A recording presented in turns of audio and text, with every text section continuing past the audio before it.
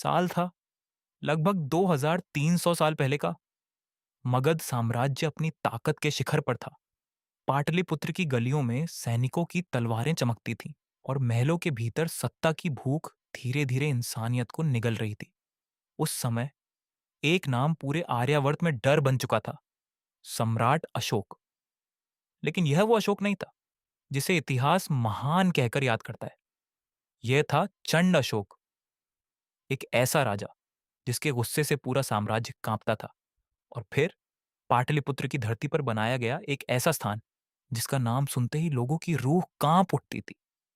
अगम कुआं, एक ऐसा कुआं जिसकी गहराई आज तक कोई पूरी तरह नाप नहीं पाया।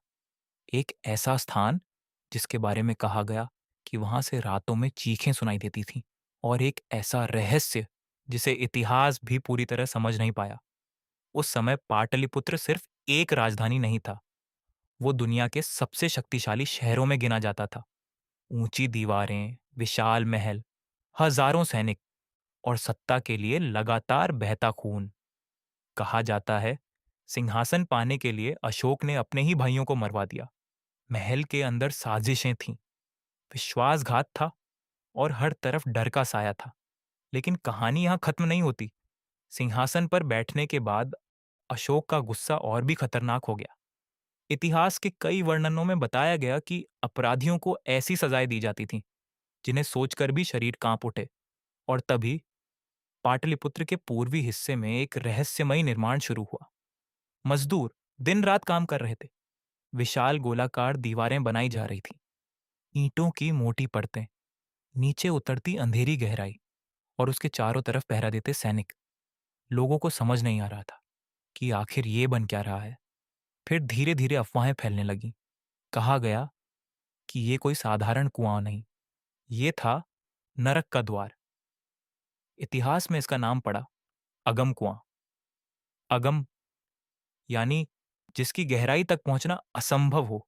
कई पुराने कथनों के अनुसार इस कुएं का इस्तेमाल उन लोगों के लिए होता था जिन्हें सम्राट मौत से भी ज्यादा भयानक सजा देना चाहता था। रात के अंधेरे में कैदियों को लाया जाता, सैनिक मशालें लेकर चलते, लोहे की जंजीरों की आवाजें सुनाई देती और फिर अचानक सब शांत हो जाता। कहा कहा जाता है लोगों को इस कुएं में जिंदा फेंक दिया जाता था। कुछ कथाओं में तो यह भी कहा गया कि कुएं के अंदर आग जलाई जाती थी, मानो धरती के भीतर कोई जीवित नरक बनाया गया हो। उस द्वार के लोगों के लिए अगम कुआं सिर्फ एक जगह नहीं था, वो डर का दूसरा नाम बन चुका था। रात होते ही लोग उस रास्ते से गुजरना बंद कर देते। माएं बच्चों को डराने के लिए उसका नाम लेती और सैनिक भी उसके पास जाते समय नजरें झुका लेते। लेकिन इतिहास हमेशा सिर्फ कहानियों पर नहीं चलता। कुछ सवाल आज भी अनसुलझे हैं। क्या सच में अशोक ने इस कुएं का इस्तेमाल यातनाओं के लिए किया था, या फिर ये सिर्फ लोगों के डर से जन्मी कहानियां थीं?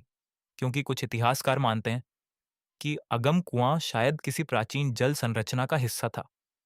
मौर्य काल में ऐसे गहरे कुएं बनाए जाते थे ताकि शहर को पानी मिल सके। लेकिन फिर सवाल उठता है, अगर ये सिर्फ पानी का कुआं था तो इसके साथ इतनी डरावनी कहानियां क्यों जुड़ी? क्यों आज भी इसकी गहराई रहस्य बनी हुई है? कहा जाता है अंग्रेजों के समय कुछ लोगों ने इसकी गहराई नापने की कोशिश की। रस्सियां डाली गईं, लेकिन अंत दिखाई नहीं दिया। कई बार पानी के भीतर अजीब हलचल महसूस हुई और फिर धीरे धीरे अगम कुआं एक रहस्य से बढ़कर लोक कथाओं का हिस्सा बन गया। समय बीतता गया, फिर इतिहास ने करवट ली। कलिंग युद्ध हुआ, लाखों लाशें, खून से लाल जमीन और चारों तरफ मौत का सन्नाटा। उसी युद्ध ने अशोक को बदल दिया। चंड अशोक धीरे धीरे धर्म अशोक बन गया। हिंसा की जगह बौद्ध धर्म ने ले ली, तलवार की जगह शांति का संदेश फैलने लगा। लेकिन सवाल अब भी वही था, क्या एक राजा सच में अपने अतीत से भाग सकता है? कहा जाता है अशोक ने बाद में अगम कुएं के आसपास धार्मिक गतिविधियां शुरू करवाईं, मानो वो अपने पुराने पापों को मिटाना चाहता हो। लेकिन इतिहास के पन्नों में कुछ दाग ऐसे होते हैं जो कभी पूरी तरह साफ नहीं होते। आज बिहार की राजधानी पटना के बीचों बीच अगम कुआं अब भी मौजूद है। उसके चारों तरफ लोहे की जालियां हैं। लोग दूर से झांकते हैं, कुछ श्रद्धा से देखते हैं, कुछ डर से। कुएं के पानी में झांकने वाले कई लोगों ने अजीब एहसास होने की बातें कही हैं। कुछ ने दावा किया कि नीचे से आवाजें आती हैं। कुछ ने कहा कि वहां एक अजीब बेचैनी महसूस होती है। हालांकि विज्ञान इन बातों को अंधविश्वास मानता है, लेकिन इतिहास और रहस्य का मेल हमेशा इंसानों को आकर्षित करता आया है। और शायद यही वजह है कि आगम कुआं सिर्फ ईंटों और पानी का ढांचा नहीं बन पाया। वो बन गया एक ऐसा प्रतीक जहां इतिहास, डर, सत्ता और इंसानी क्रूरता एक साथ दिखाई देती है। जब रात के अंधेरे में पटना की सड़कें शांत हो जाती हैं और हवा पुराने खंडहरों से टकराती है, तब अगम कुएं की काली गहराई मानो अब भी सदियों पुराने रहस्यों को अपने भीतर छुपाए बैठी रहती है। एक ऐसा रहस्य जिसे शायद इतिहास कभी पूरी तरह उजागर नहीं कर पाएगा। लेकिन सवाल अब भी वही था, क्या एक राजा सच में अपने अतीत से भाग सकता है? कहाँ जाता है? अशोक ने बाद में अगम कुएं के आसपास धार्मिक गतिविधियां शुरू करवाईं, मानो वो अपने पुराने पापों को मिटाना चाहता हो। लेकिन इतिहास के पन्नों में कुछ दाग ऐसे होते हैं जो कभी पूरी तरह साफ नहीं होते। आज बिहार की राजधानी पटना के बीचों बीच अगम कुआं अब भी मौजूद है। उसके चारों तरफ लोहे की जालियां हैं। लोग दूर से झांकते हैं, कुछ श्रद्धा से देखते हैं, कुछ डर से। कुएं के पानी में झांकने वाले कई लोगों ने अजीब एहसास होने की बातें कही हैं। कुछ ने दावा किया कि नीचे से आवाजें आती हैं। कुछ ने कहा कि वहां एक अजीब बेचैनी महसूस होती है। हालांकि विज्ञान इन बातों को अंधविश्वास मानता है, लेकिन इतिहास और रहस्य का मेल हमेशा इंसानों को आकर्षित करता आया है।